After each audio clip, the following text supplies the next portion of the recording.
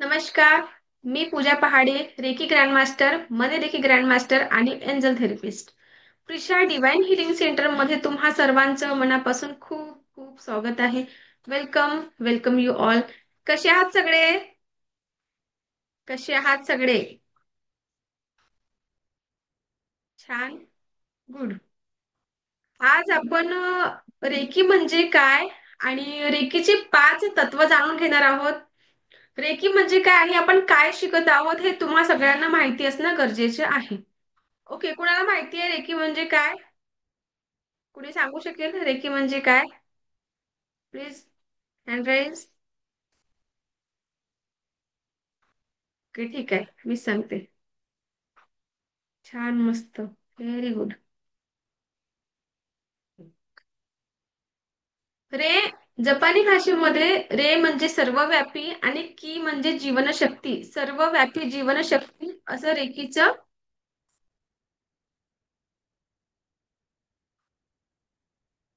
रे म्हणजे सर्वव्यापी आणि की म्हणजे जीवनशक्ती. रेकी म्हणजे सर्वव्यापी जीवनशक्ती असं असतं. ब्रह्मांडीय ऊर्जा आहे ही.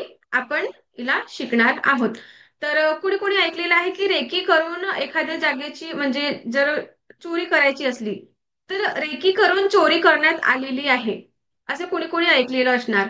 आणि जिथे कुठे बॉम्ब वगैरे झालेला आहे तर आधी ते जागेची सहनिशा करून म्हणजे रेकी करून तिथे ही घटना घडलेली आहे असं कुणी कुणी ऐकलेलं असणार. ओके, सो ती रेकी वेगळी आहे आणि आपण जी रेकी शिकणार आहोत ती रेकी पूर्णपणे वेगळी आहे. आणि जसं कुठल्याही मौली विद्येशी जादूटोणा जी असते त्या प्रकारची रेकी ही नाही आहे. आपण जी शिकणार आहोत ती जपानी चिकित्सा उपचार पद्धती आहे. आपण जी रेकी शिकणार आहोत ती जपानी चिकित्सा उपचार पद्धती आहे. या रेकीने आपण आपल्या आणि इतरांचं म्हणजे फक्त आर्थिक, मानसिक आणि फायनान्शियल पण या सगळ्या गोष्टींवर सोल्युशन म्हणजे रेकी आपण जी शिकणार आहोत ती. आणि बिना औषधीने उपचार करणारी रेकी म्हणजे आपण जी शिकणार आहोत ती. ओके, तर कळलं आपण कोणती रेकी शिकणार आहोत. जपानी चिकित्सा उपचार पद्धती आहे. आपण शिकणारी रेकी म्हणजे जपानी चिकित्सा उपचार पद्धती आहे. ओके, आणि रेकी काय नाही करत तर रेकीचा संबंध कुठल्याही मौली विद्येशी नाही आहे. आणि रेकीच्या कुठल्याही रेकी कुणीही शिकू शकतं. आता रेकी म्हटलं तर कुठल्याही जाती धर्म पंथाशी काहीही संबंध नाही. म्हणजे रेकी कुणी शिकू शकते, कुठल्याही जातीचं असलं तरी त्याला शिकण्याचं तेवढंच हे आहे, तो शिकू शकतो. कुठल्या धर्माचं असं नाही की हिंदू धर्माशी शिकू शकतात, अदर कुठलेही धर्माचे पंथांचे कोणीही रेकी शिकू शकतात. ओके, जसं ऑक्सिजन आपण घेत असतो तर ऑक्सिजन आपल्याला प्रत्येकाला जीवन जगण्यासाठी काय लागतं? ऑक्सिजन. मला ऑक्सिजन लागत आहे, तुम्हाला कार्बन डायऑक्साईड लागत आहे का? सांगा, तुम्हाला पण ऑक्सिजनच लागेल ना? सेम. तर रेकी सुद्धा सर्वांना सारखी आहे. कुठल्याही जाती धर्माचं आणि वयाचं सुद्धा याला बंधन नाही. फक्त 10 वर्षाच्या पुढचे मुलं शक्तिपात घेऊ शकतात. 10 वर्षाच्या म्हणजे लहान मुलं शक्तिपात घेऊ शकत नाही. आणि शक्तिपात म्हणजे काय? तर शक्तिपात म्हणजे युनिव्हर्सशी आपलं कनेक्शन होत असतं. कसं? बघा, एक मी छोट तुम्हाला उदाहरण देते. जर आपल्या घरचं नळ तुटलेलं आहे, नळ तुटलं तर आपण सर्वात आधी कोणाला बोलवत असतो? प्लंबरला बोलवतो. मग तो प्लंबर नळ ठीक करतो आणि मग तो पाण्याचा फ्लो जो आधी होता त्याचप्रमाणे तो फ्लो होतो पाणी.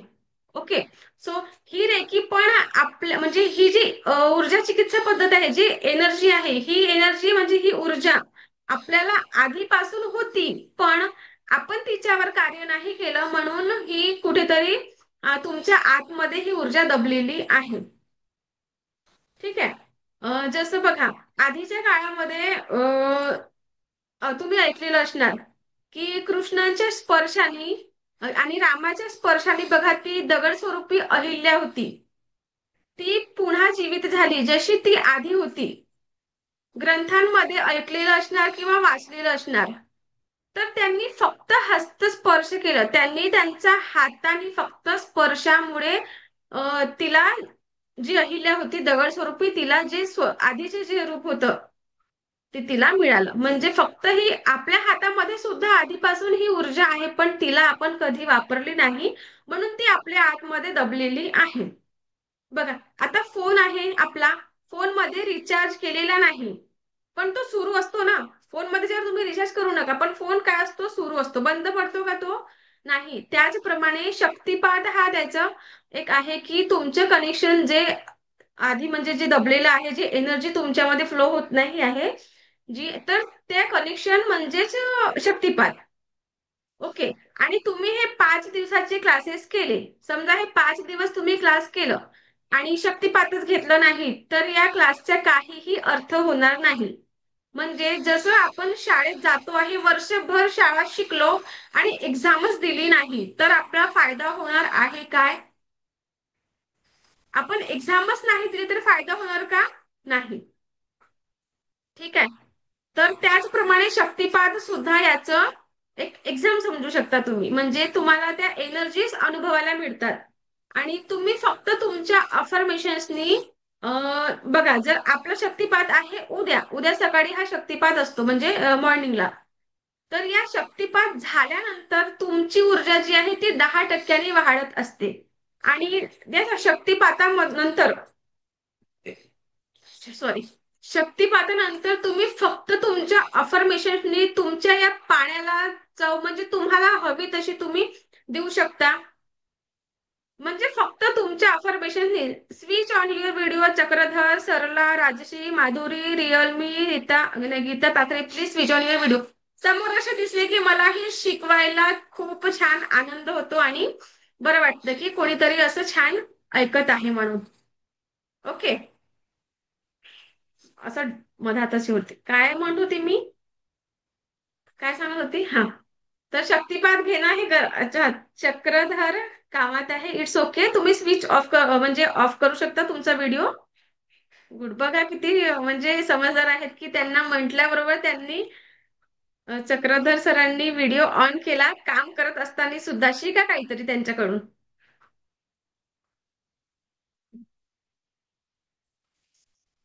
रेकी शिकल्याने फायदा काय होतो मॅम? रिअलमी खूप दिवसांनी दिसले तुम्ही. झालं का मुलीचे लग्न? नाही मॅम, 16 तारखेला साखरपुडा आहे ना, त्याची चालू आहे तयारी. Okay okay okay. डिसेंबर. आणि 20 जानेवारीला लग्न आहे, तर त्याच्यात आहे जराशी.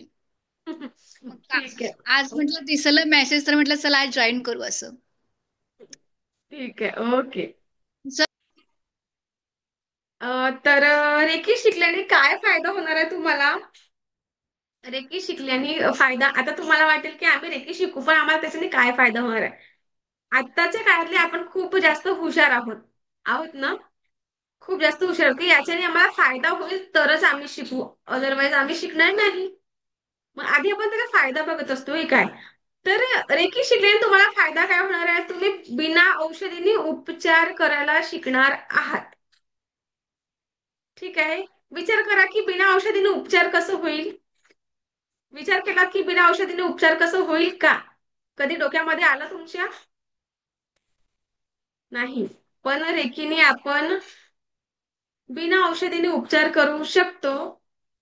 आणि काही म्हणजे जे मास्टर झाले आहेत त्यांनी तर कॅन्सरला सुद्धा मात दिलेली आहे. रेकीने कॅन्सर सारखे आजार सुद्धा बरे झालेले आहेत. तर अशा मोठ्या मोठ्या आजारांवर सुद्धा सोल्युशन म्हणजे रेकी. ठीक आहे.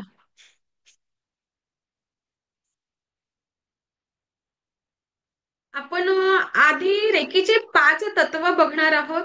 आज आपला टॉपिक आहे रेकी. रेकी म्हणजे काय कळली सगळ्यांना? ओके. रेकी कळली. ठीक आहे. आता आपल्याला रेकीचे 5 तत्व जाणून घेणार आहोत. रेकीचे 5 तत्व आपल्याला डॉक्टर मिकाउसू यांनी दिलेली आहे.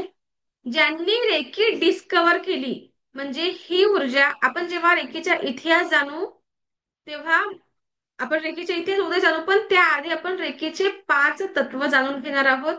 डॉक्टर मिकाउसूनी आपल्याला 5 तत्व दिलेली आहे. जर ही 5 तत्व तुम्ही डेली रोजच्या जीवनामध्ये हे 5 तत्व तुम्ही पाळलं तर तुमचे आयुष्य अगदी बदलणार आहे. ठीक आहे. तर रेकीचा पहिला तत्व म्हणजे फक्त आजसाठी मी राग करणार नाही. रेकीच्या पहिला तत्व आहे फक्त आजसाठी मी राग करणार नाही, क्रोध करणार नाही. आता रागाने काय काय होतं मला कोणी सांगू शकतं का? शिवकन्या मॅम सांगा, रागाने काय होतं? काय होतं रागाने? अनम्यूट करा, अनम्यूट. अनम्यूट करा, अनम्यूट. ऑप्शन आलं तुम्हाला? नाही? बघा आता आलेलं असेल. नाही आलं? ओके, ठीक आहे. सांगा शिलाखा मॅम, रागाने काय होतं? आपल्याला राग आला की काय होतं? राग आला की आपण काय आपला होतं? कंट्रोल निघून जातो कंट्रोल. आपला. येस येस येस, स्वतःवर स्वतःच कंट्रोल राहत नाही. आउट ऑफ कंट्रोल होतो आपण.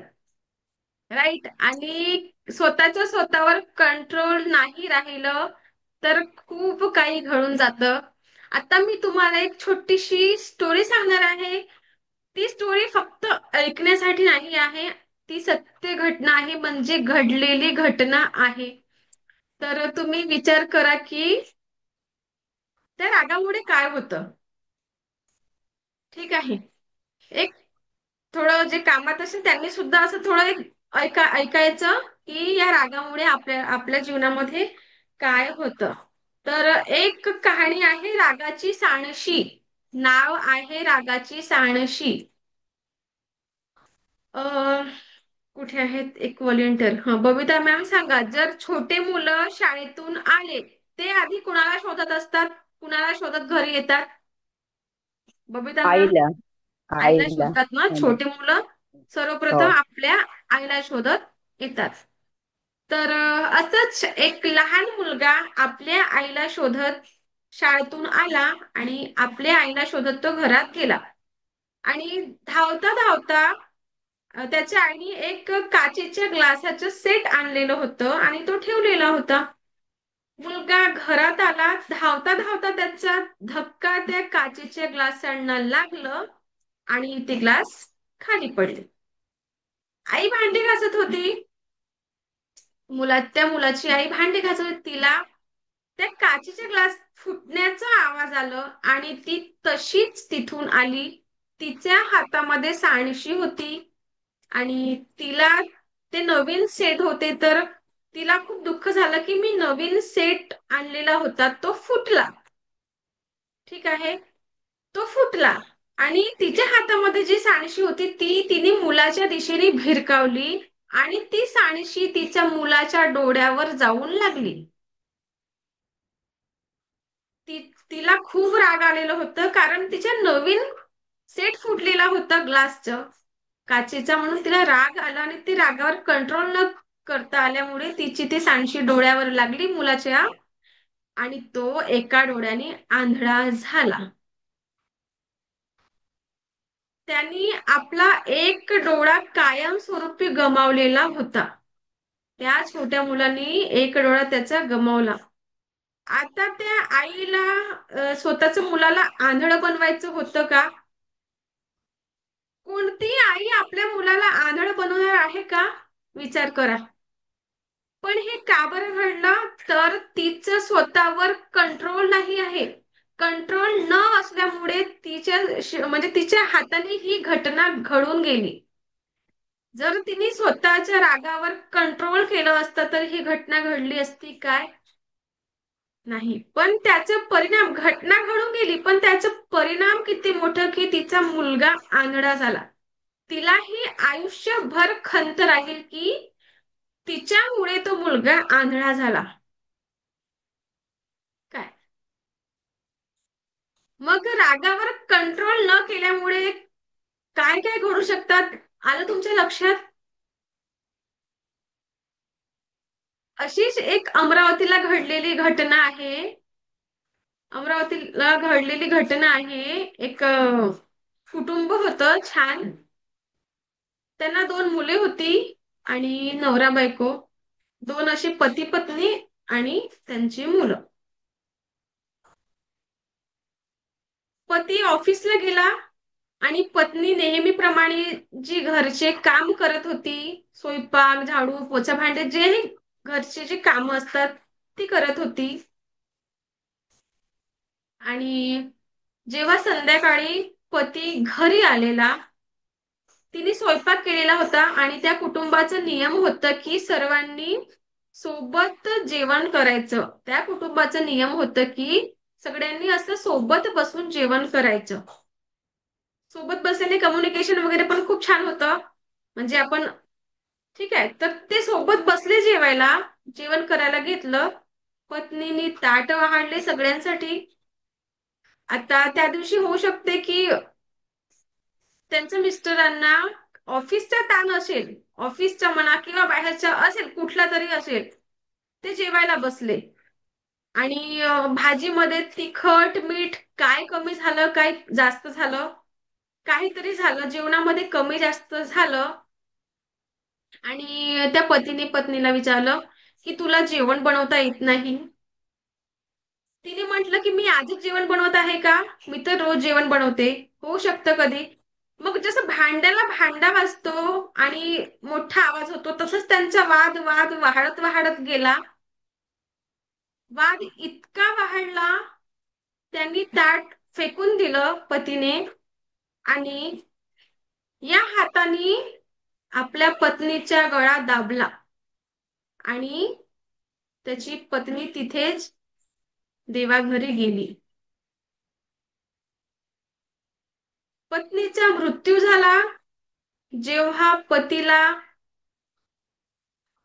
असं कळलं की आपल्या हातून एवढी मोठी घटना घडलेली आहे, जेव्हा त्याचा राग शांत झाला, तेव्हा त्याला कळलं की आपल्या हातून हे काय घडलं.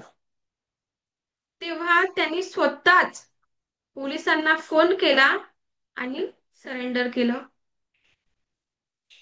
तो गेला जेलमध्ये, पत्नी गेली देवाघरी आणि दोन मुले ते अनाथ झाले. विचार करा, होत्याचं नव्हतं झालं, हसते खेळते कुटुंबाचं काय झालं? फक्त आणि फक्त रागावर कंट्रोल करता आलं नाही म्हणून. पत्नी हत्यारा होता का? नाही. पण त्याला स्वतःच्या स्वतःवर कंट्रोल करता आला नाही म्हणून ह्या घटना घडल्या. आणि ही घटना रिअल आहे, सत्य आहे, जी घडलेली आहे. फक्त आणि फक्त रागावर कंट्रोल करता आलं नाही म्हणून.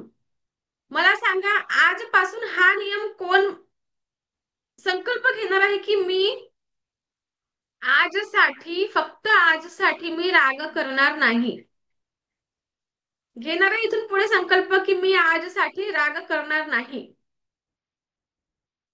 हँड राईज करा. कोण कोण राग सांगा, कोण कोण आजसाठी हा संकल्प करणार आहे की राग करणार नाही? गुड. राग जरी आला की नाही, तर एक मंत्र, cut cut cut, delete delete delete असं म्हणा आणि शांत बसा आणि फक्त आपल्या श्वासांवर लक्ष केंद्रित करा. राग आला तर कंट्रोल करा. बघा, आपली बॉडी आहे, आपल्याला एवढं आहे की आपण स्वतः कंट्रोल करू शकतो.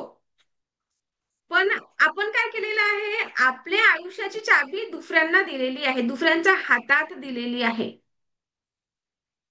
ठीक आहे, पण स्वतःच्या कंट्रोल हा स्वतःच्या हातात असायला पाहिजे. ओके. आप, आपण काही खेळणं नाही आहे की चाबी लावली की नाचायचं, चाबी बंद केली की थांबायचं, असं नाही. आपला कंट्रोल हा आपल्या स्वतःवर असायला पाहिजे.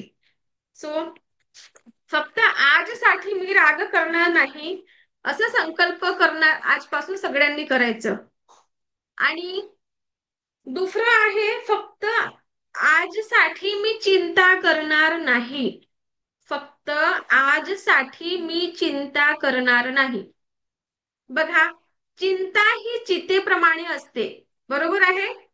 चिंता ही चितेप्रमाणे असते. कालचा जो दिवस घडलेला आहे, आता तो सुखाचा होता, दुखाचा होता, पण तो घडून गेला. आणि काही गोष्टी तिथे दुखाच्या घडलेल्या असतील. त्याचा विचार आपण आता करत आहे, ऍट प्रेझेंट मध्ये. त्याचं दुःख आपल्यालाच होतो आहे. मग चिंता करायचं का आपण? त्रास आपल्यालाच होतो आहे. आणि फ्युचर मध्ये काय करायचं घडेल ना, जे व्हायचं ते घडणारच आहे. पण त्यासाठी आजसाठी चिंता करणार नाही, कारण चिंता ही चितेप्रमाणे असते. म्हणून डॉक्टर मिकाउस्की यांनी सांगितलेलं आहे की वर्तमानात जगा. क्षण जे घडलेलं होतं ते आपण आता जगू शकतो आहे का? जो झाला तो झाला, आणि जो होणार आहे तो होणार आहे. पण जो होणार आहे तो काळ आपण आता जगू शकतो का? आता ऍट प्रेझेंट मध्ये नाही जगू शकत. म्हणून फक्त आजसाठी मी चिंता करणार नाही, असंच तुम्ही आजसाठी आजसाठी आजसाठी रोज रोज म्हणत गेलं तर आयुष्य अगदी सुंदर आहे. फक्त आपल्याला जगता आलं पाहिजे. आयुष्य खूप सुंदर आहे, फक्त आपल्याला जगता आलं पाहिजे. पण आपण कम्प्लिशन मध्ये नाही तर कंप्लेंट्स मध्ये जगत असतो. बरोबर. इथपासून तुम्हाला आजपासून मी चिंता करणार नाही, हा सुद्धा आपलं रेकीचे 5 तत्वामधला दुसरा तत्व. आणि तसंच एक आहे, तिसरं आहे, फक्त आजसाठी मी माझे प्रत्येक कार्य इमानदारीने करेन. फक्त आजसाठी मी माझे काम इमानदारीने करेन. बघा, प्रत्येक डिपार्टमेंटच्या व्यक्तीने, प्रत्येकाने आपली आपली जिम्मेदारी जर इमानदारीने केलं तर एनर्जी कशी राहील? पोलीस डिपार्टमेंटच्या पोलिसांनी जर आपले काम इमानदारीने केले, डॉक्टरांनी आपले काम इमानदारीने केले, एखाद्या कर्मचारीने आपले काम इमानदारीने केले, तर तिथली एनर्जी कशी होईल सांगा? सगळ्यांनी आपले आपले कर्तव्य अगदी चांगल्या प्रमाणे पार पाडले तर एनर्जी कशी होणार? पॉझिटिव्ह होणार. Yes, good. तर त्याचप्रमाणे आपण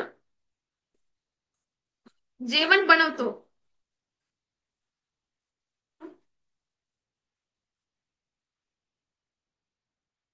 स्त्रियांना एक प्रश्न आहे माझं.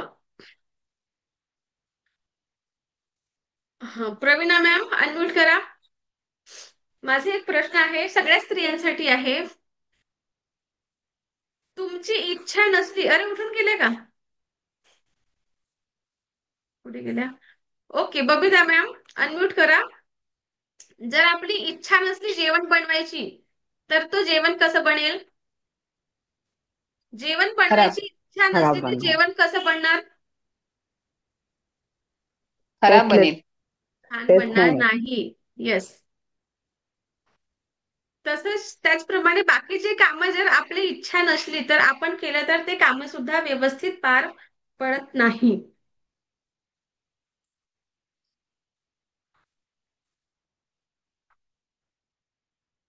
पण आपण हेच जेवण आपली इच्छा नसताना आपण जेवण बनवतो आहे, तो जेवण तर बेचव बनणारच.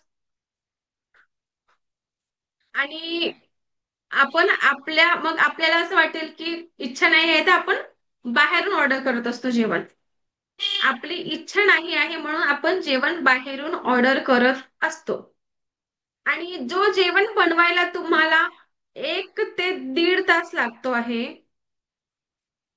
जो जेवण बनवायला तुम्हाला 1 ते 1.5 तास, रोज आपण 1 ते 1.5 तास लागतो जेवण बनवायला.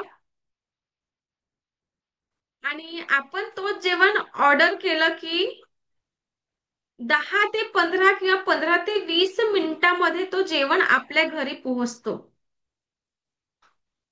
मग विचार करा की तोच जेवण आपण घरी बनवतो आहे, त्याला 1.5 तास लागतात, आणि हा जेवण आपल्याला फक्त 20 मिनिटांमध्ये मिळत आहे. तर ते जे मसाले बनवलेले होते ते फ्रेश आहे का? तो जेवण फ्रेश आहे का?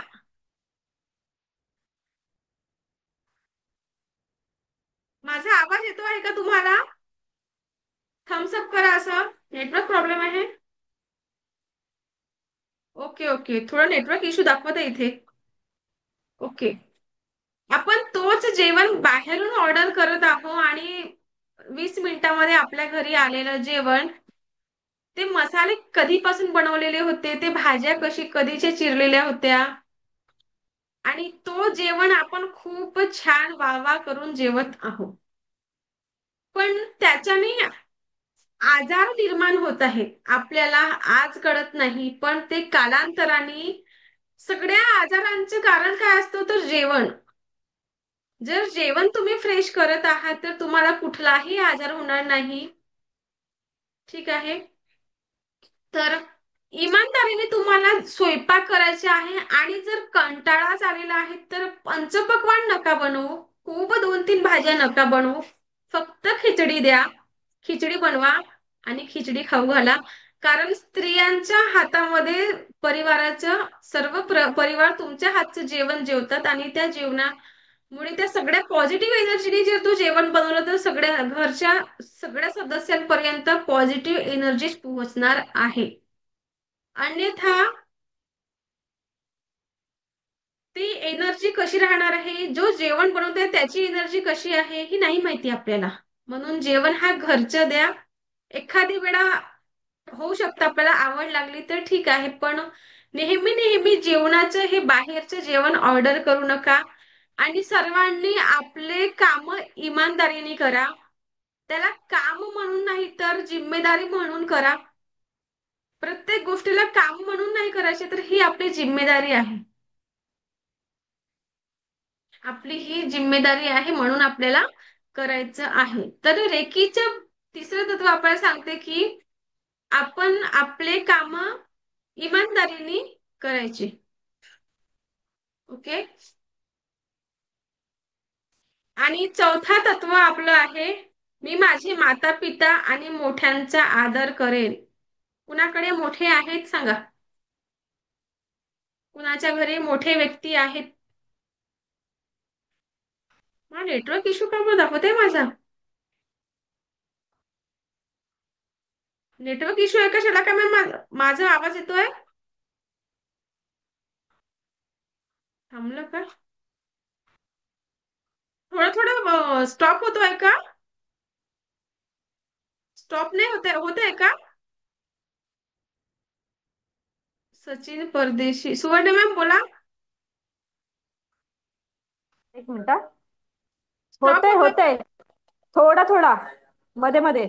मला पण मध्ये मध्ये काहीतरी नेटवर्क इश्यू दाखवते आज. ओके. तर रेकीचं चौथं तत्व आहे, मी माझे माता पिता आणि मोठ्यांचा आदर करेन. मी माझे माता पिता आणि मोठ्यांचा आदर करेन. तुमच्या घरामध्ये जर तुमचे आई वडील असतील, सासू सासरे असतील तर त्यांचा आदर करा. का बरं आदर करायचा आहे?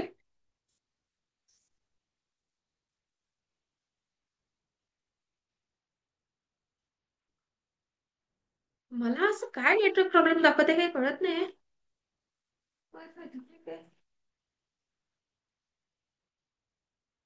काय माहिती.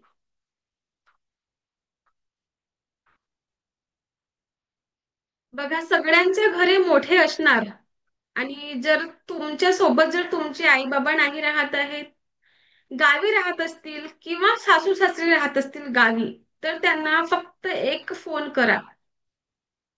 तुम्हाला काय करायचे आहे बघा, आजच्या या काळामध्ये काय झालेलं आहे, मी, माझे पती आणि माझी मुलं, फक्त आम्हाला एवढंच पाहिजे आहे. आजच्या या काळामध्ये जॉईंट फॅमिली नको. फक्त माझं मूल आणि माझा नवरा, किंवा नवऱ्याला बायको आणि मूल एवढंच हवं आहे. मग जर तुमच्या आई बाबांनी किंवा तुमच्या सासू सासऱ्यांनी हा विचार केला असता तर तुम्हाला वाढवलं असतं का? त्यांनी त्यांचं प्रेम तुम्हाला मिळालं असतं काय? मिळालं असतं काय? विचार करा. आज कित्येक तरी आई बाबा असे आहेत की ते अनाथ याच्यामध्ये गेलेले, वृद्धाश्रमामध्ये गेलेले आहेत. कितीतरी वृद्ध लोक आहे की त्यांना वृद्धाश्रमामध्ये त्यांच्या मुलांनी टाकलेलं आहे. 2 भाऊ असले, 3 भाऊ असले तर काय करत आहे की बाबा तुझ्याकडे, आई माझ्याकडे, आई तुझ्याकडे, बाबा तुझ्याकडे, असं करत आहेत.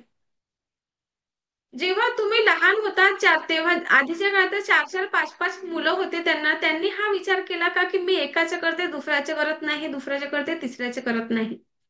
त्यांनी कधी भेदभाव केला का असं? नाही केला. कारण त्यांची आपण मुलं, त्यांनी आपल्या मुलांमध्ये कधीही भेदभाव केला नाही.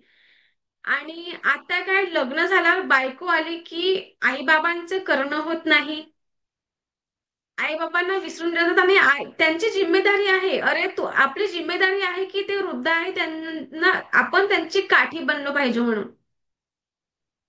आणि आपण 2 शब्द प्रेमाचे सुद्धा बोलत नाही, काठी तर दूरचीच गोष्ट आहे, 2 शब्द तुम्हाला प्रेमाचे बोलणं होत नाही. ते काय मागते तुम्हाला? फक्त 2 वेळचं छान जेवण आणि 2 शब्द प्रेमाचे. 2 वेळचं छान जेवण आणि 2 शब्द प्रेमाचे आपण देऊ शकत नाही, तर विचार करा की जर आपले मुलं आपल्यासोबत असे फ्युचरमध्ये करतील, त्या जागेवर तुम्ही उभे राहून बघा. ज्यांनाही असं वाटतं की मी माझ्या सासू सासऱ्यांचे करत नाही, मी कशाला करू. आणि जर जेंट्स असतील तर त्यांना असं वाटत असेल की जर त्यांचे आई बाबा नाही, त्यांचे सासू सासरे राहायला आले असतील तर हिचे आई बाबा मी कशाला करू. असं विचार नको करायला, कारण ते मोठे आहेत. काही चुकलं असेल तर समजावून सांगा. आणि मोठ्यांचा आदर करायला शिका. बघा, आपल्याकडे खूप पैसा आहे आणि तो पैसा खर्च करणारे लोक नाही आहे. पैसे खर्च करायला ते लोकच नाही आहेत, तर त्या पैशांचे काय अर्थ तुम्हाला सांगा. आहे का त्या पैशांचा अर्थ? खूप पैसा आहे आणि लोकच नाही खर्च करायला, काय करणार तेवढ्या पैशांचा तुम्ही? हम्म? म्हणून आजपासून तुम्हाला हे संकल्प करायचे आहे की मी मोठ्यांचा आदर करेन, मी माझ्या आई बाबांचा आदर करेन आणि त्यांच्याशी प्रेमाने वागेन. आपण आता कम्युनिकेशन, संवाद खूप थांबलेला आहे, संवाद साधताच येत नाही आहे. फक्त या मोबाईलमुळे आपण एकदा मी बाहेर गेलेली होती, फॅमिली दिसली मला तिथे, पण त्या फॅमिलीमध्ये बघा ते संवाद साधायच्या ऐवजी फक्त मोबाईल बघत होते. टेबलवर बसलेले होते आणि फक्त मोबाईल बघत, गार्डन मध्ये जरी गेले तरी मोबाईल बघत होते. तुम्ही गेले कशासाठी आहात? 2 दिवस फिरायला गेलेले आहेत तर फॅमिली सोबत टाइम स्पेंड करा, संवाद साधा. कुठेतरी संवाद हा साधलेला आहे फक्त आणि फक्त मोबाईलमुळे. मोबाईलच्या अतिरिक्त वापरामुळे आपला हा संवाद कुठेतरी स्टॉप झालेला आहे. आणि आपण आपल्या गोष्टी आपण सांगू शकत नाही, कुठेतरी त्या गोष्टी दडलेल्या आहे. कम्युनिकेशननी आपण या सगळ्या गोष्टी एकमेकांशी डिस्कस करून शेअर करू शकतो, बरोबर. म्हणून मोठ्यांशी संवाद साधा. आणि रेकीचं 5वं तत्व आपल्याला सांगतो की थँकफुलनेसची भावना. थँकफुलनेसची भावना रेकीचं 5 तत्व आहे. सर्व चेतन आणि वस्तूप्रती थँकफुलनेसची भावना ठेवा. आता मला सांगा, प्रतिभा मॅम अनम्यूट करा. तुम्ही आतापर्यंत किती चप्पल जोडे घातलेले आहे? काही अंदाज नाही, नाहीये. म्हणजे आठवत नाही. हो, म्हणजे अंदाज आपण कधी काउंटच नाही केले ना तेवढे.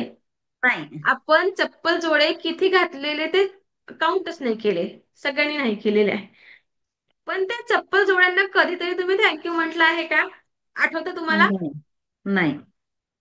का बरं नाही म्हटलं? का बरं नाही म्हंटल? मनातच कधी आलेलं नाही थँक्यू खरंच म्हणायला. नाही, खरंच. हो. मनातच नाही आले ना. नाही. आपण गाडी चालवतो, टू व्हीलर चालवता की फोर व्हीलर चालवत असता तुम्ही? Two wheeler. आणि ती रस्त्यामध्ये बंद पडली तर काय होईल? राग येईल तुम्हाला? हो. ही अशीच आहे, ही तशीच आहे, ही वेळेवरच बंद पडली. बिघडते. हो. राग येईल. पण तिच्याने तुम्ही इतकं प्रवास केला, कधीतरी त्या गाडीला थँक्यू म्हटलं आहे? नाही. नाही म्हटलं. बंद पडली तर आपण तिला दोन शब्द जास्तचे बोलतो. त्यांनाच वेळ. बोलतो. बघा, चप्पलचं उदाहरण जरी असलं, आपण कितीतरी चप्पल आणि जोडे लहानपणापासून आतापर्यंत घातलेले आहेत. कितीतरी आपण काउंट सुद्धा नाही केले. चपलेनी उन्हाचे चटके स्वतः सोसले, पण आपल्यापर्यंत ते चटके लागू दिले नाही. चप्पल चटके स्वतः खात असते, तुमच्यापर्यंत पोहोचतात का ते चटके? नाही. पावसाळ्यात चिखल पोहोचतो का आपल्या पायांपर्यंत? नाही. हे सगळं चप्पल शोषत असते. थंडीच्या थंड, आता थंडीचे दिवस आहेत.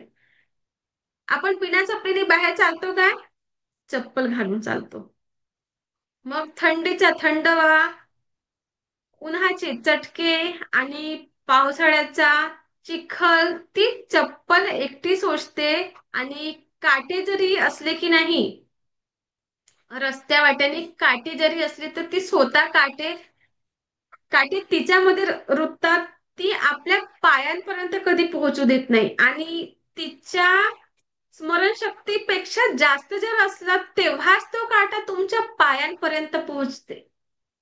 अन्यथा तो काटा तुमच्या पायांपर्यंत पोहोचत नाही. आणि तरी सुद्धा आपण त्या चपलीला एक धन्यवाद म्हणत नाही की म्हणजे या चपलीचे धन्यवाद की तू माझ्यासाठी इतकं सगळं करते, पण मी तुला थँक्यू सुद्धा म्हणत नाही. तशाच बाकीच्या सुद्धा वस्तू आहेत, आपण त्यांना थँक्यू म्हणत नाही. हम्म. त्या चपलीच्या असल्यामुळे आपल्याला किती फायदा होत असतो. आणि त्याचप्रमाणे आपल्या घरी खूप सारे सदस्य असतात, त्यांना सुद्धा आपण थँक्यू म्हणत नाही. चप्पल जरी उदाहरणासाठी होती, आपल्या कुटुंबातले लोक आपल्यासाठी कितीतरी काही करत असतात. आपले आई बाबा, आपले भाऊ बहीण किती किती काय करतात, पण आपण त्यांना थँक्यू सुद्धा म्हणत नाही. म्हणतो का? आठवा, म्हणतो का? नाहीच म्हणत. पण आजपासून तुम्हाला हे पाचही तत्व पाळायचे आहे. या रेकीच्या 5 तत्वांच्या पुढे जीवन आहे का? तुम्हाला वाटतं की या 5 तत्वांपुढे आणखी दुसरं जीवन आहे का? नाही. जर तुम्ही हे 5 तत्व पाळले की नाही, तर जीवन अगदी सुंदर आहे. जीवन खूप सुंदर आहे. फक्त आपल्याला जीवन जगता आलं पाहिजे. आणि रेखी आपल्याला जीवन जगायला शिकवते. रेकी फक्त शिकण्यासाठी म्हणून नाही आहे, तर ही जीवन जगण्याची कला तुम्हाला शिकवत असते. इथून पुढे संकल्प कोण घेणार आहे की मी रेकीचे 5ही तत्व मी पाळणार आहे. रेकीचे 5ही तत्व मी पाळणार आहे, असा संकल्प कोण कोण घेणार? Please rise your hand. Very good. Yes, good. खूप छान. खूप छान. खूप आनंद वाटलं. म्हणजे बोला बबिता मॅम, अनम्यूट करा. मॅम, मी ऑलरेडी हे सर्व करते. मी ग्रॅटिट्यूड पण रात्री झोपायच्या आधी ग्रॅटिट्यूड लिहून झोपते. म्हणजे प्रत्येक गोष्टीसाठी, येस. कपसाठी, बेडसाठी, पिलोसाठी सगळं मी ग्रॅटिट्यूड करते. त्या सगळ्या वस्तूप्रती थँकफुलनेसची भावना तुम्ही व्यक्त करत असता. आणि ते जे माझे नेगेटिव्ह थॉट्स येतात ना, ते लिहून हा. रात्री मी जाळते आणि नंतर क्रिएशन लिहून मग ग्रॅटिट्यूड लिहून मी झोपते. डेली करते ओ- मी हे. ओके, त्याच्याने फायदा होतो. हो हो हो. येस. खूप मी फायदा काल आहे. तुम्हाला प्रॅक्टिकल सांगितलेलं आहे की आपल्याला नको असलेल्या गोष्टी त्या सगळं तुम्हाला ऑन पेपर लिहून काढायचे आहे आणि हम्म. लिहिल्यानंतर फाडून जाळून टाकायचे आहे. त्याच्याने हा. तुमच्यातली जीही निगेटिव्हिटी आहे ती सगळी जळून राख होऊन आणि जाणार. झोप चांगलं येतं. ते बर्न केलं ना, लिहून यस. झोप चांगलं येतं, म्हणजे पीसफुल झोप येतं त्याच्याने. Yes, very good. नेगेटिव्ह सगळ्यांनी थॉट सगळे करायचं जातात. आहे. हो. नेगेटिव्ह थॉट जातात त्याच्याने. यस. थँक्यू.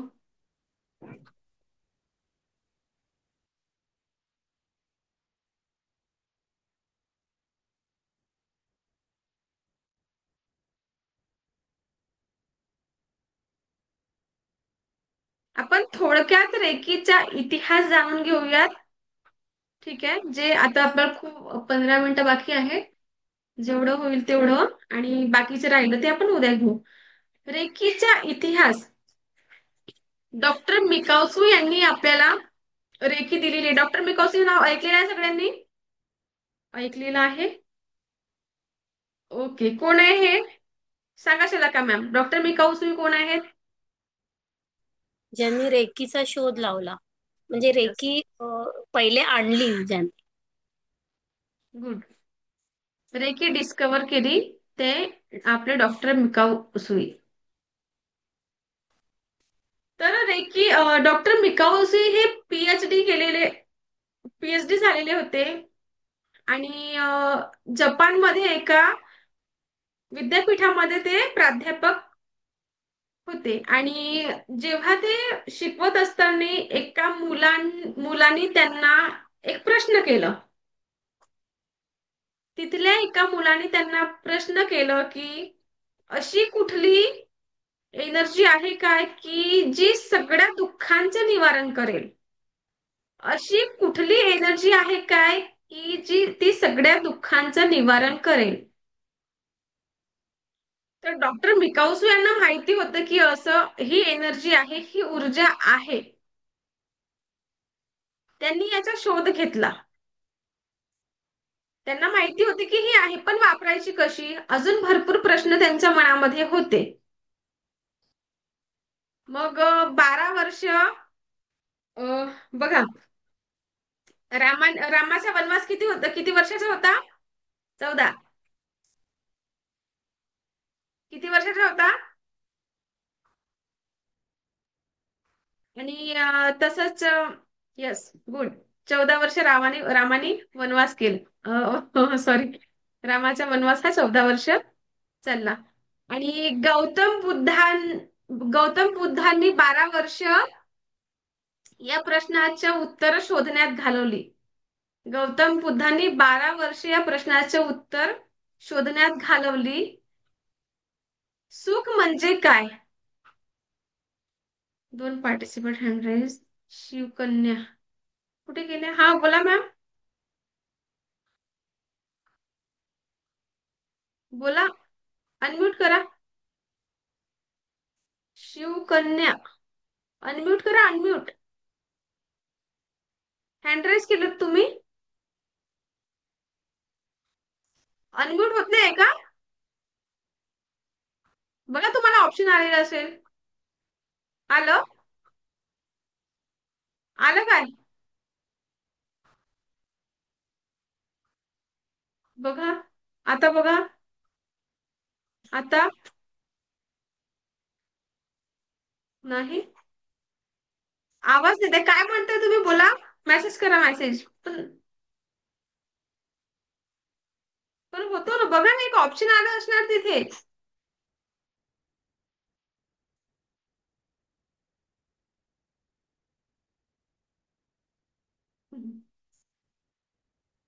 होत नाहीये हे तुमचं. काय म्हणताय तुम्ही? मेसेज करा, मेसेज. आवाज नाही येते, लिपसिंग पण समजत नाही. कुणाला कळत आहे का मॅम काय बोलताय? आवाज येत नाहीये माझा? अच्छा, आवाज येत नाही का माझा? माझा आवाज येतो आहे का clear? Babita ma'am, please raise thumbs up करा. माझा आवाज येतो आहे? ओके, येतो आहे ना? Good good good. चला, मी असं डिस्टर्ब होऊन जाते मग, माहितीये का? लिंक तुटते.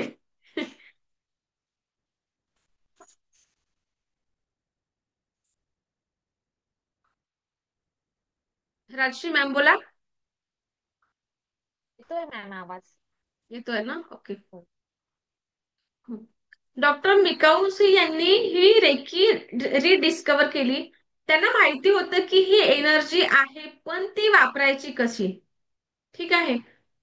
तर त्यांनी आपलं काशीला येऊन काही वेदांचा, काही ग्रंथांचा अभ्यास केला आणि त्यानंतर त्यांना हे तर कळलं की काही एनर्जीज आहेत ते आपल्याला ध्यान साधना म्हणजे मेडिटेशन करून आपल्याला ते मिळवता येतं. मेडिटेशनच्या माध्यमातून आपल्याला ह्या ऊर्जा मिळवता येतात. त्यांचा खूप अभ्यास झाला वेदांमध्ये आणि ग्रंथांचा पण त्यांनी भरपूर अभ्यास केला. आणि त्यानंतर जपानमध्ये एक कुर्मया कुर्मया माउंट कुर्मया नावाचा एक पर्वत आहे. जपानमध्ये माउंट कुर्मया नावाचा एक पर्वत आहे. तिथे आता रेकीचं मंदिर आहे. तुम्ही गुगलवर सर्च करू शकता. पण त्या काळामध्ये तिथे काहीच नव्हतं. तिथे पाण्याची साधन म्हणजे काहीच नव्हतं तेव्हा. डॉक्टर मिकाउसू यांनी 21 दिवस ध्यान साधना केली आणि ते दिवस मोजण्यासाठी त्यांनी काय केलं तर दगड असतात छोटे छोटे, रोज काउंट करायचे, 1 2 3 4 असे 20 दिवस होऊन गेले.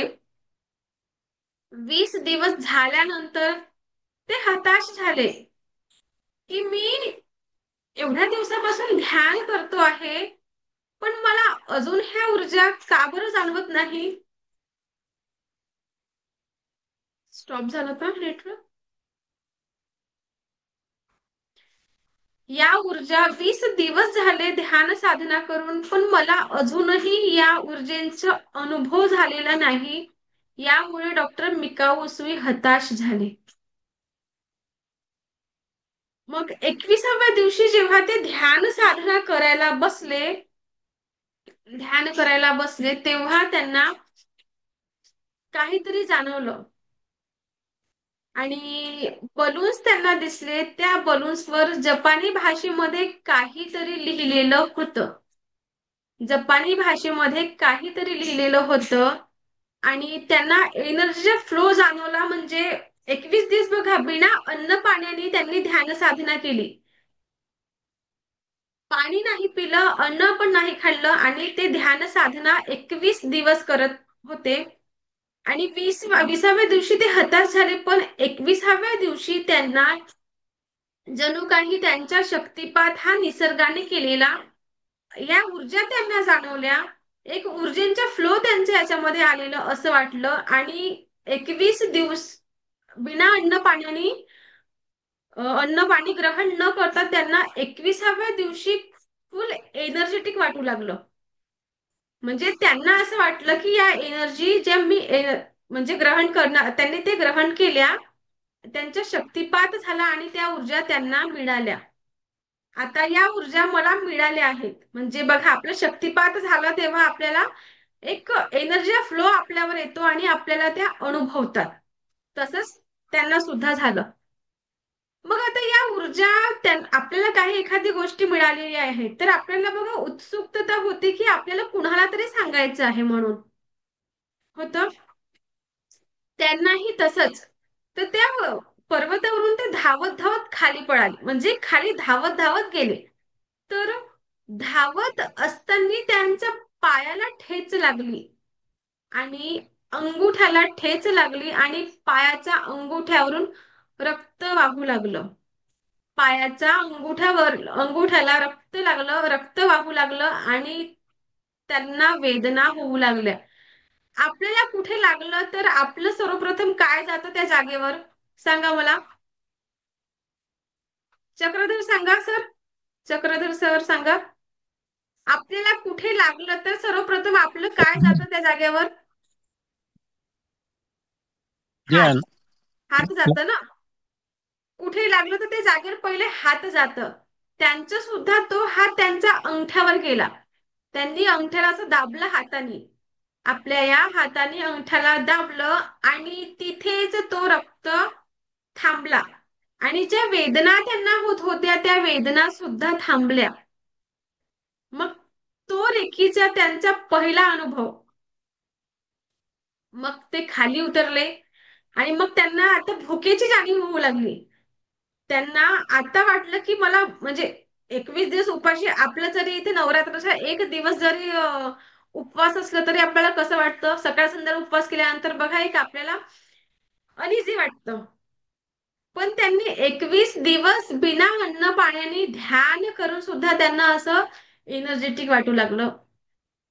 आणि मग त्यांना नंतर जाणवलं की मला भूक लागलेली आहे. मग खाली उतरले आणि खाली उतरताना त्यांना त्यांना एक खानावळ दिसली.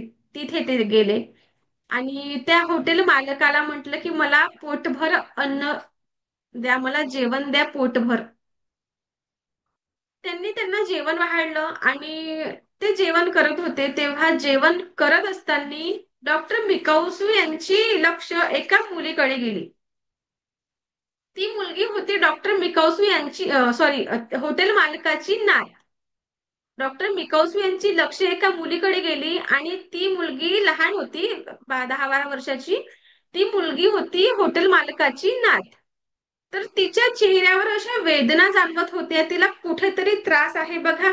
एखाद्याला काही त्रास आहे आणि आपल्या समोर जर तो दिसला तर आपल्याला जाणवतो की त्याला काहीतरी त्रास आहे म्हणून. डॉक्टर मिकाउसू यांना सुद्धा तसंच जाणवलं. मग जेवण केलं आणि मग नंतर डॉक्टर मिकाउसू यांनी हॉटेल मालकाला विचारलं की या मुलीला काय झालेलं आहे, हिच्या चेहऱ्यावर असं नैराश्य का बरं दिसत आहे.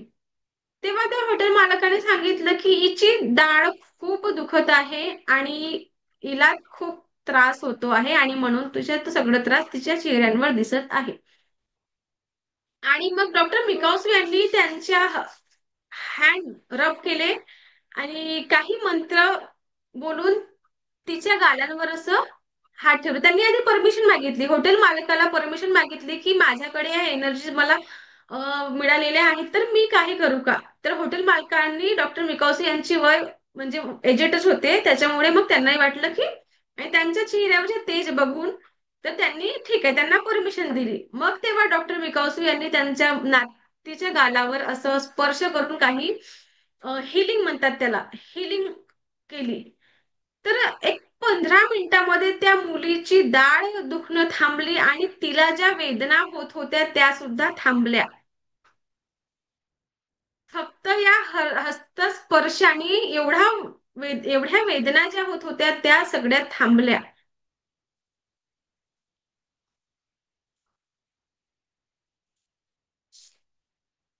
आपले 3 वाजलेले आहे. इथून पुढे आपण एक तुमची परमिशन असेल तर आपण बाकीचे जे राहिलेलं पार्ट आहे ते आपण उद्या घेऊ तर चालेल काय? चालेल ना? Okay good. कारण माझी आणखी एक दुसरी बॅच आहे त्यामुळे थोडं 3 वाजता स्टार्ट होत असते. तर सगळ्यांची परमिशन मिळेल मला? Okay okay thank you. Good. So thank you so much. मला ऐकून घेतल्याबद्दल मी तुम्हा सर्वांची खूप खूप आभारी आहे. दिव्य रेकी शक्ती तुमच्या आयुष्यामध्ये परमसुख, समाधान, आरोग्य, ऐश्वर आणि दीर्घ आयुष्य प्रदान करो हीच ईश्वरचरणी प्रार्थना. दिव्य रेकी शक्ती तुमच्या आयुष्यामध्ये परमसुख, समाधान, आरोग्य, ऐश्वर आणि दीर्घायुष्य प्रदान करो हीच ईश्वरचरणी प्रार्थना. Thank you so much.